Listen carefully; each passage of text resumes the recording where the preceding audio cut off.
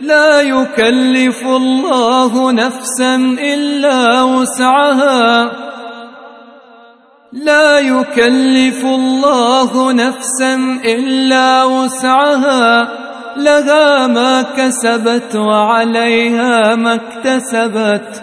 ربنا لا تؤاخذنا إن نسينا أو أخطأنا، ربنا ولا تحمل علينا إصرا كما حملته على الذين من قبلنا.